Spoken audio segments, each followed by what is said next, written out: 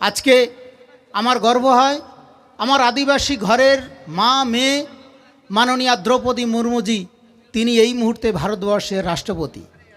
সম্মানীয়া রাষ্ট্রপতি আমাদের ঘরের মেয়ে মা।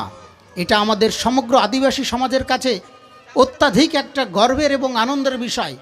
ইতিপূর্বে ভারত সরকার বহু বছর পূর্বেই কিন্তু তারা স্বীকৃতি দিয়েছেন যে ভারতবর্ষের সবথেকে প্রাচীন জনজাতি আদিবাসী জনগোষ্ঠীর মানুষ।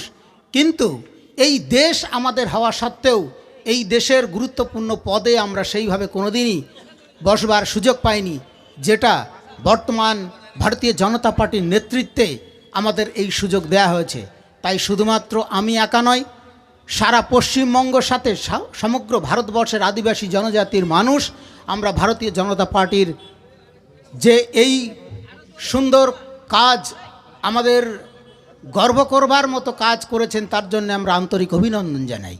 এবং ইতিমধ্যেই আমরা আদিবাসী সংগঠনের পক্ষ থেকে বিভিন্ন স্তরে এই পরিকল্পনা আমরা গ্রহণ করেছি। আগামী 26-এ আমাদের পরিকল্পনা এই তৃণমূল কংগ্রেসের যে সরকার, তার অবলুপ্তি ঘটানোর জন্যে রাজনৈতিক হোক অরাজনৈতিক হোক বিভিন্ন ক্ষেত্রে আমরা এই প্রচারটা চালাবো।